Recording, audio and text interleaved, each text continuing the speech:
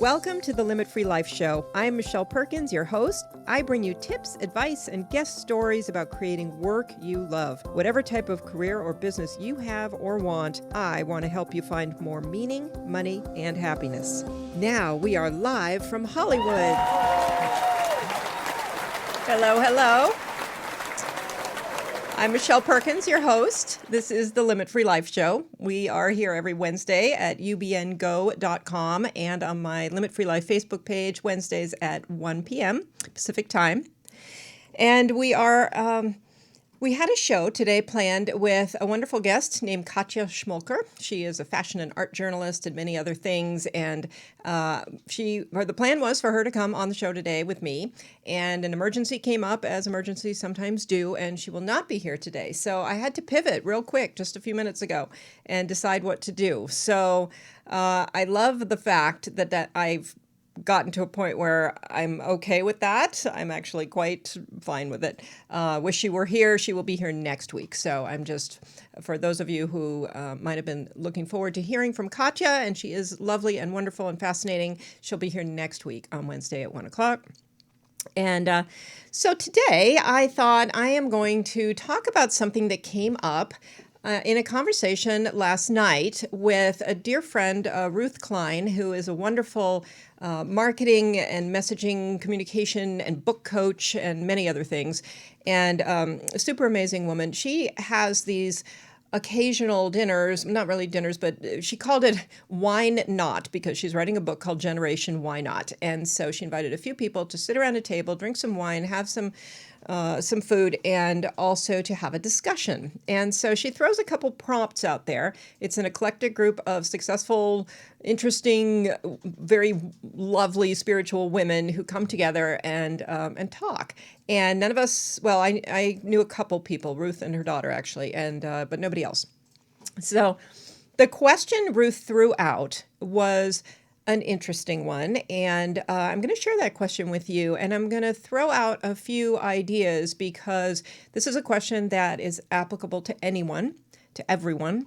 And the question is, what's holding you back? So that's the question that she started the discussion around, and it was really interesting. And it's a universal situation that there are things out there in life that are holding us back. The Limit Free Life Show is all about creating life you love, creating a limit-free life. And that means doing the work that you most want to be doing, that means the most to you, maybe that you love the most, making the money that you want to make, and doing it in a way that makes sense for your life, not just bending your life to try to fit the way that you make money, and just building a wonderful work career kind of situation, whether that's a business or whether you're working in an organization for someone else. So what's holding you back from your dreams is essentially, she left that part out of the end of the question, but that's essentially what the question was about.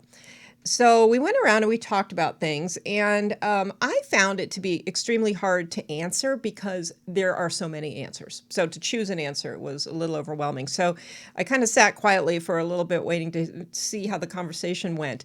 But when I started to really think about what holds you back, it's an amazing number of things that could potentially be holding you back. So throughout the conversation, I gathered some insights and kind of went in a different direction, actually, because the whole feeling of being held back is kind of an attitude, actually. And so one of the things that came up is how important attitude is. So do you spend your day focusing on what's holding you back, feeling held back? That is a really interesting and self-limiting kind of thing. So we can all come up with a huge laundry list of what could potentially be holding us back. And yet, do you remain held back because of those things? Or do you shift your attitude and shift your focus and try to find those things that actually open doors? And I thought it was just a really interesting kind of philosophical question. So some of the things, I thought about that today with respect to the show, and I thought I'm going to go over a few of the things that typically hold people back and some of the ways that you can answer those issues. And I have some great books as well that I want to suggest for the different areas that might hold you back. So, one of the things, I guess I'm going to focus mostly on work, career, money, what's holding you back in those areas. There could be other things that you want to do that you're feeling maybe stuck or frustrated with, but I'm going to focus on these. And this is my area of focus, so I'll stay focused and stay in my lane. But one of the things that comes up is, of course, other people.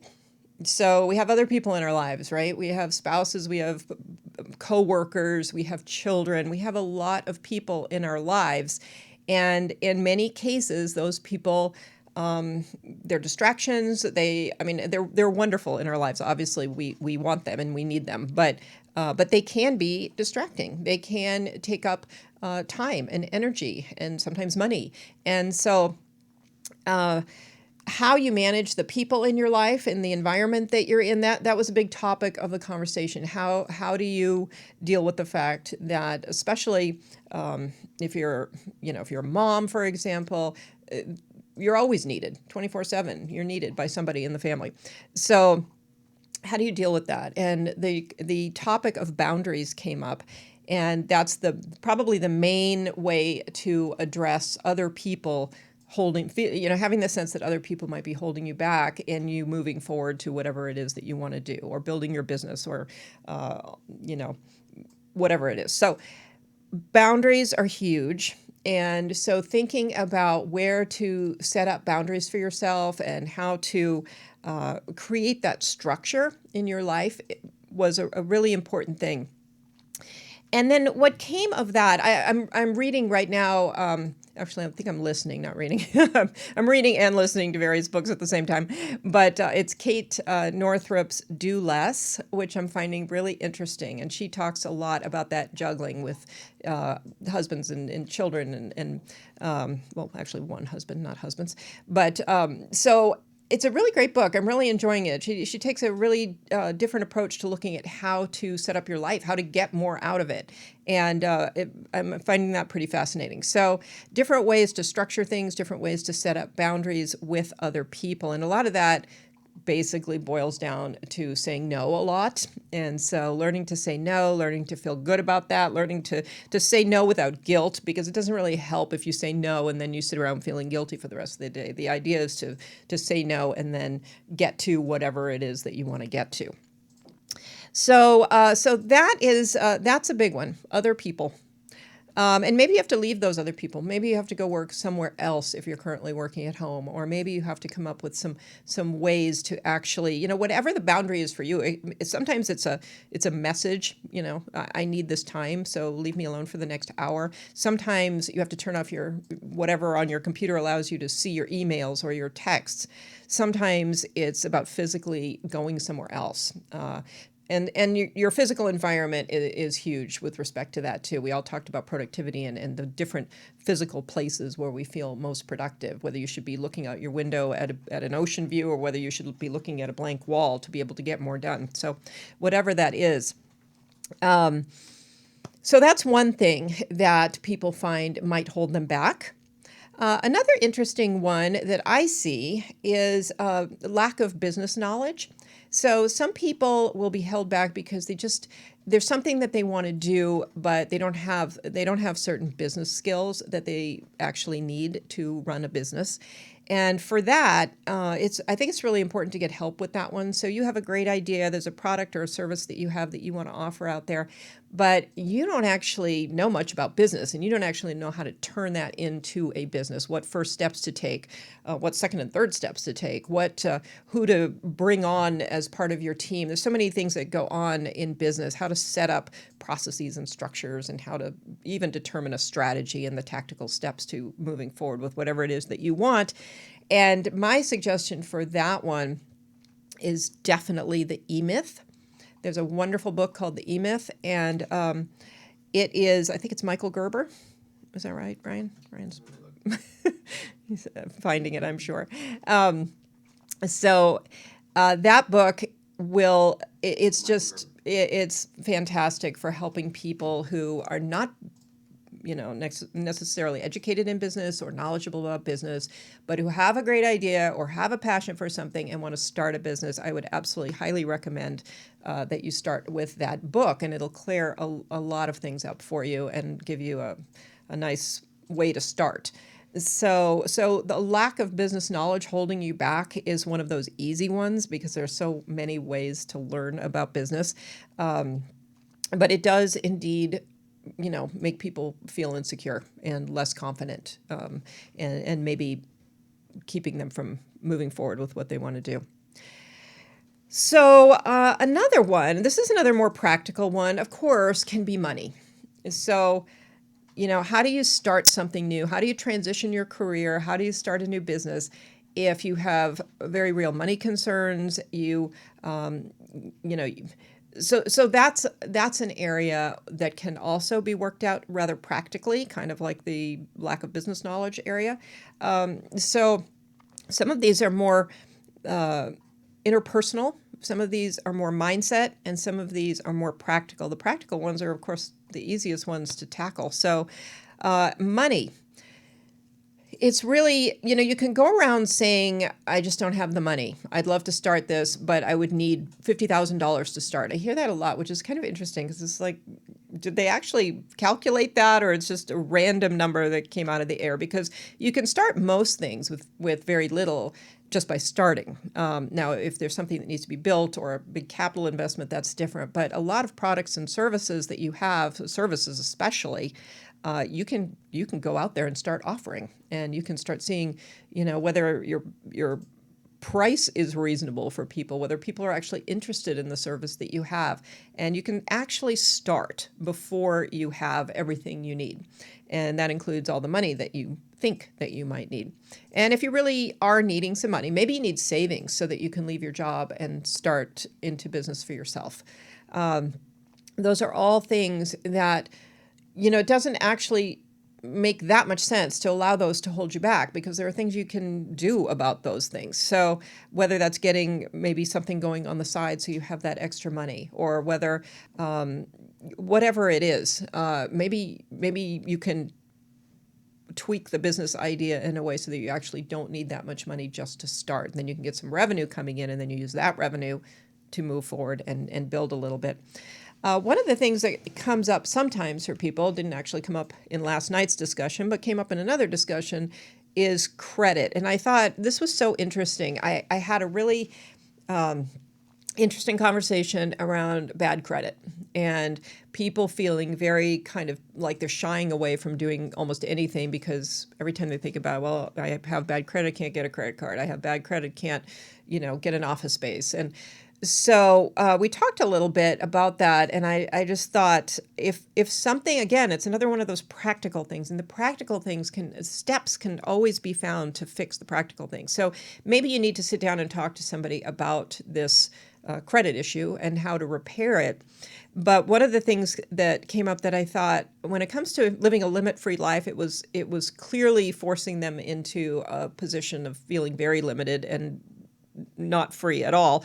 One person was even saying, just can't even answer his phone anymore because there's so many calls coming in from collectors and people that he literally would look at his phone and never answer it. And he said, I just want the day to come where I can just answer my phone. And I thought, that it's a simple thing to wish for, and that shouldn't be that hard. So, But you can see how things can just kind of close in on you with the credit being bad. So, and I was in a room of people, and we all started talking about the credit issue, and almost 100% of the people were ignoring the calls. They were running away from them. They were ignoring them. They were not addressing them at all, and just kind of waiting for them to eventually go away. And so you can certainly do that, but if we're talking about what holds you back, running from things and not addressing them head on is absolutely something that will hold you back. And it will hold you back energetically, emotionally, and, in reality as far as what you're trying to do. So, so with respect to things like credit, I would absolutely say it's so important to just, address it. deal with it, answer those calls, figure out what they're saying. A lot of people actually didn't, in this group I was in, that didn't actually know how much they owed. I mean, it could be, they were starting to imagine that it was a lot, but who knows? It might be a lot less than they think. And these creditors might be willing to work something out, and these creditors might be, not as horrible as they think when they answer the call. So the idea here is, if you're getting, if you're feeling held back by things like this, address it. Answer the calls, figure out who these people are that are calling you, what they need from you, and what sort of thing you can work out. And if you can't work out anything, I guess let them know that, because that's at least taking an action, communicating that there's literally nothing you can do right now about it, and see where that conversation goes and how you can move past that, or make an agreement to deal with it later, whatever it is. So I thought it was interesting to see the various ways that people feel held back, and that was certainly one of them. And I would say, when it comes to things like money, there are always actions you can take. When it comes to something like business knowledge, there's always actions you can take. So there's no actual reason to continue in that state of, oh, this is holding me back. So, and if you can't come up with the actions that you could take on your own, there are many people out there who can help you with that. So always, find somebody who can be on your team and help you to figure out what actions to take and figure out what to do next, so that you can keep moving and not feel held back. One of the big things is habits. This was another thing that came up, and I thought, even with respect to myself, there were so many things. There's just so many things. I mean, you could find reasons to not be moving forward with something, all over the place, and so many you can't even count them. But one of the big ones that I think a lot of them end up boiling down to are habits.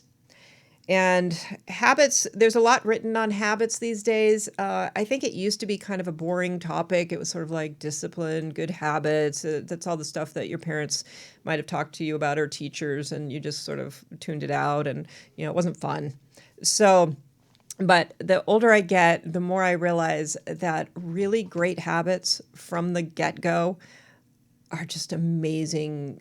It's amazing to have that in your life, to be able to, they free you, which is kind of the opposite of what you would think. You think freedom is just doing whatever you want, whenever you want. But the habits that you can set for yourself, so that things happen automatically, easily, there's no more struggle, there's no more resistance, that is what frees you to move forward, to do whatever it is that you want in your life, because you're not spending so much energy avoiding things. It's like those collectors calling. That's a lot of emotional energy that goes into avoiding those calls, thinking about those calls, wondering when the next call is going to come, and just always feeling like that's with you all the time. So I would say one of the biggest, most important things, if you want to move forward, is to develop the habits that allow you to move forward. And so it takes some self-awareness to know what habits you already have, what habits you need, where you're kind of messing up, where you're not doing things that you want to be doing on a regular basis. I mean, habits are about consistency. Habits are about putting something in place, and you want it to be a habit so that it's easier. Anything that becomes a habit becomes easier in your life, and it makes that thing that was once difficult now easy, so that you can go on and worry about something else. And so the habits of doing your work during certain periods of time, it kind of ties in with the boundaries thing. If you have a lot of distractions in your life and you get good habits around distraction, then that's going to be much easier for you. Habits of, making phone calls when you need to make phone calls, looking at your money when you need to look at your money, having a regular habit of, paying bills, checking your accounts, looking at your investments, checking on, where all financial things are, whatever they might be, insurance, whatever, making sure that you have a habit of being on top of them. So, the idea of, I make a lot of money, but I never keep any money. That's because you've got certain habits, or don't have certain habits of keeping money. And so if that's a problem for you, figure out what's the problem, and then figure out what habit could solve that problem. And not that habits are easy. Habits are actually hard. It's hard to one of the women in the group mentioned a book called The Power of Habits, which she loved. I haven't read that one. I like James Clear a lot. He's got a new book called Atomic Habits. And and I think Gretchen Rubin wrote a book on habits too, Better Than Before, that was good, all about how people change habits in different ways, because we don't all do this. Everybody's got a formula for something. If you want to change a habit, do this. Well, it doesn't necessarily work for everybody. So everybody's different. Some people have to go cold turkey with something. Some people have to like slowly get rid of something. So that book's great at helping people kind of individualize their habit changing. But great habits can really create a great life. And so that's an area that a lot of us, especially sort of the freedom-seeking kind of souls, are going to shy away from until you realize how important they are and how beneficial they are. So if you have a book you want to write, getting into the habit of writing. If you want to if you want to be practicing music, getting in the habit of practicing music on a regular, consistent basis is what's going to make all the difference. And if you want to manage your money and figure out what you're spending, it's the same thing. Budgeting, looking at that budget, trying to figure out where your money's going. That's a habit. And so use an app, do it however you like, but the habit of tracking that, the habit of looking at it. And of course, the interesting thing about habits are at first it's forced. At first it's like, I think I'll just, do something else. And then you realize, no, I really should be looking at my money right now because I said I would. It's on my calendar. And then forcing yourself to do it. And after a while, you do it enough, it starts to become, the resistance starts to go away, but you do have to force it at first. So this idea that, I'm just going to change my habit, it's going to be great, I'm going to get these great results from doing it, that's not enough to actually get you to make the habit change. There's a process there of first forcing yourself a little bit. Maybe you don't force yourself at first. Maybe you're excited at first, kind of like exercising at the first of the year and you join the gym and you're all excited and you go for that first month. That's the kind of the excitement phase. And then when the excitement wears off, you still have to make yourself do it. And that's where you have to start forcing yourself to do it. And then eventually the beauty of a habit is it becomes this thing that you regularly do. And then you actually kind of feel badly when you don't do it. And that need to force yourself to do it starts to go away. And so anyway, habits are huge. And as far as what might hold you back, if you're, anything you can think of that you're not doing, what if you developed a habit that would get you to regularly do that? What difference would it make? So if you're trying to build, some kind of a business and you regularly, consistently got on the phone and called prospects or people that you've met at networking events and set up coffee dates with them, how much difference would that actually make versus just randomly doing it here and there once in a while? I can tell you right now, it would make a huge difference. It would move your business completely. So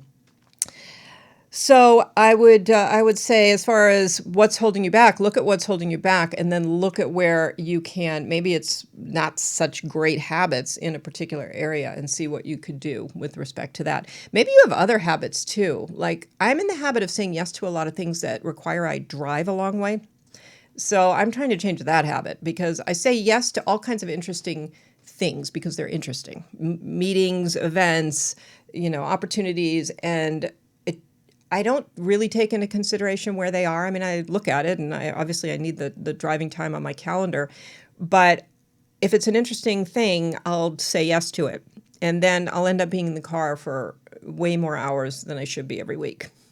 So I think that's a habit that I need to look at. And that's something that I need to change. And it's not really adding a habit so much as it's changing an existing habit and, stopping something that is really easy for me to do. It's really easy for me to say yes to something that sounds really interesting. And I think of it as, that's an hour or 2 hours, but it's not. It's actually 4 or 5 hours when you factor in the driving. And so I think I've probably said this before because I keep doing it, and stopping it and doing it again. But I like to track my time. I don't know if I like it, but I'm doing it because I need to. And so I track my time and I see what I do during the day. And because I know what's planned for the day, and then I want to know what really happens. And of course, when a million years ago, when I was in public accounting, we had to do that. Whenever we were working, we had to track in 10-minute increments, which clients we were working for and what we were doing.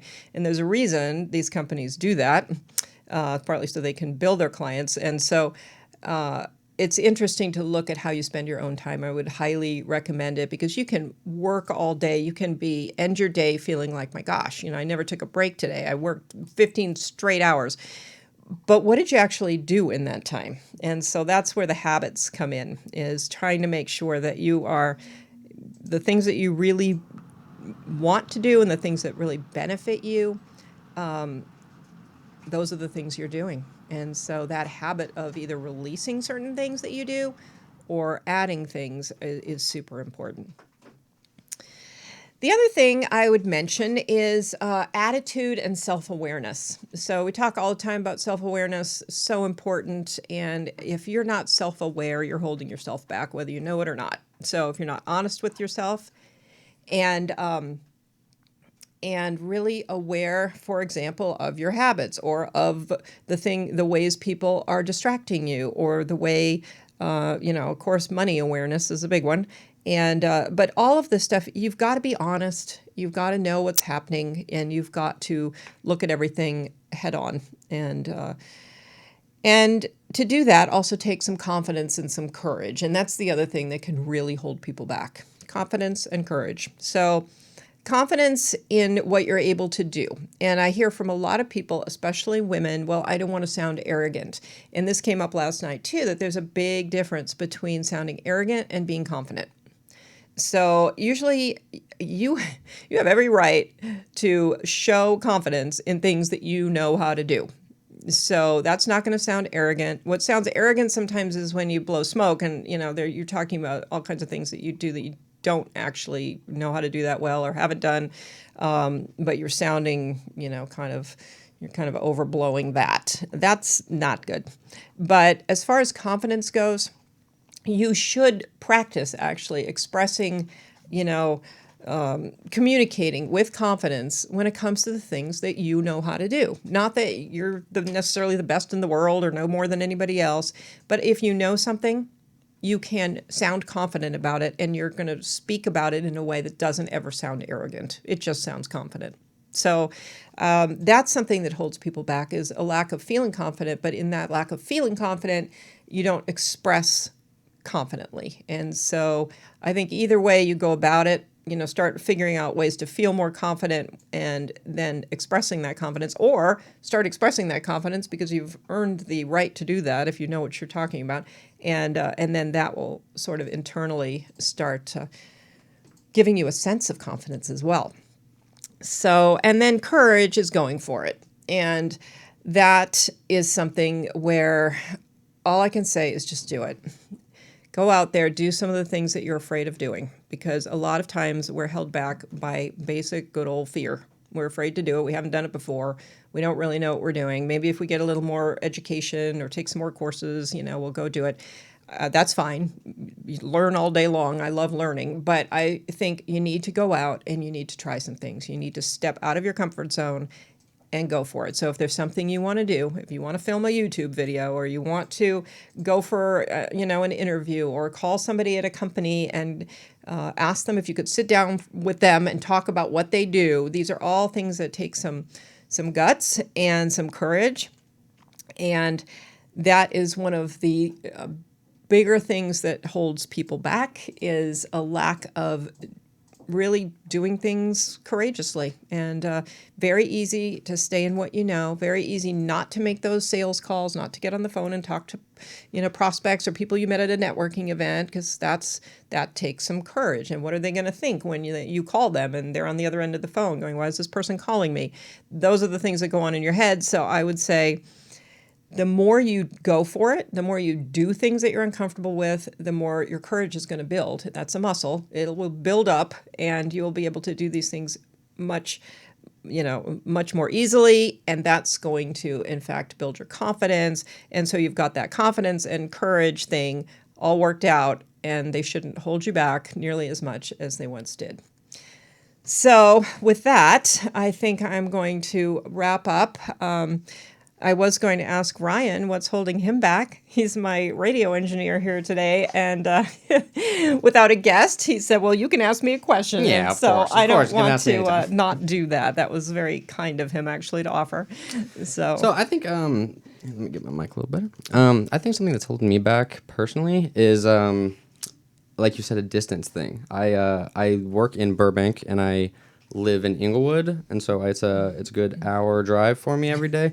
So one way, so it's a 2 hour drive both ways, and I've noticed that I get irritated about my day because I don't think I have enough time in the day, but I'm wasting so much time moving around that if I were to relocate myself, then I feel like I would be able to use my day like more productively. And Right. it's something that I've come to realize fairly recently, and I think that would it's crazy because I think that would open up doors for my finances, and I think that would open up doors for my personal life, and it's crazy to think that one little thing like that could change my life so Yeah, dramatically. and thinking about that from a money standpoint, maybe rent might be a little bit more if you move, but at the same time, you're losing all that, gas expense and repair Exactly. expense and Yeah. everything else. So, yeah, when you think about those things, you might automatically think, well, it's expensive to move, but there are probably some savings Yeah, there. that's Not to mention super the fact true. that you could probably earn more because you're in the right area.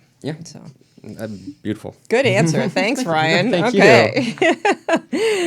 Okay, well, that's our show for today. And you can reach me at michelle@limitfreelife.com. I would love any of your questions or even to have a discovery call with you on the phone, talk about some of your personal challenges, what's holding you back. And so you can reach out to me. My company is Limit Free Life. My website is limitfreelife.com.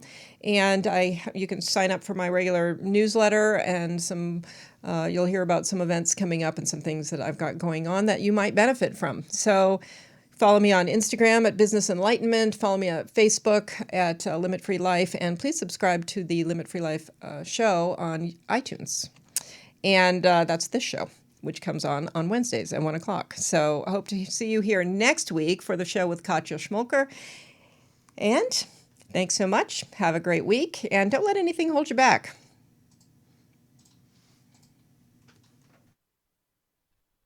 To share with the world about the work that I do is that your work is yours to create. This is your piece of art that you can create in your life. And there's really nothing stopping you. Overall, most of us can learn what we need to learn and figure out what we need to figure out and create that fabulous career or business that we dream about. And there's really no reason to think that you can't. My name is Michelle Perkins, and I am the CEO and founder of a company called Limit Free Life. And I help men and women to make dramatic change in their lives so that they can have the fulfillment, fun, and financial prosperity that they have always wanted to find through their work.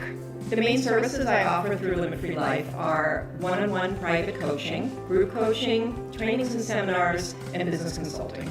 My signature service is one-on-one coaching over a period of time, 3 months, 6 months, even a year. It really allows a person to decide on an outcome that they desire, and then for us to work together to really achieve that outcome in full. The type of clients that I typically work with are professional men and women who are driven to do more, who might be entrepreneurs, but also career professionals who work in organizations who are really looking to do more with their lives and very open to thinking in new ways about what they're doing and who are willing to take responsibility, do the work, make some changes, and who don't say I can't a whole lot. Clients up-level in a number of ways. For some, they start a business after being in the corporate world. For others, they have an existing business and they really figure out the key and the formula to making that business grow and take off. For some, it's a matter of really developing courage. And for many, it's a matter of up-leveling their view of themselves, what they're capable of, how powerful they are, what their strengths are, and where they can go in life. What I see also is that there's a spark that kind of gets lit and that flame keeps growing within them, and there are things that they want that maybe they were reluctant to even express that they wanted, and now they just go for it. They have bigger wants and bigger dreams than they had before, and this sense that they can achieve those things. I feel very strongly that money beliefs are foundational to developing a business that can scale and grow and become the business that you want it to be, whatever level of success that is. And for people who feel stuck or their business isn't going the way they want, a lot of times it comes back to some of these money beliefs. So as a certified money mindset coach, I have the training to help people understand where their hidden money beliefs are either interfering in their lives or businesses or coming into play in some fashion in all the decisions that they're making, both in their business and in their life. The overall mission behind my work is to help people love their work, to find satisfaction, fulfillment, fun, and also to be financially prosperous in what they're doing. That combination to me is a perfect recipe for making work a great part of your life. And so that's my vision, is for people to see work and money as allies in their life and things they can lean on so that they have something that makes them feel important and something that gives them a place to go to develop a sense of identity and purpose and meaning in the world. My greatest hope for my clients is that they will develop a holistic relationship with work, money, and life, and there won't be this separation where they go to work and then they live their life after work, and they will develop work or businesses that they love, that they look forward to going to, and that give them the freedom and the income and the happiness that they're looking for in their life.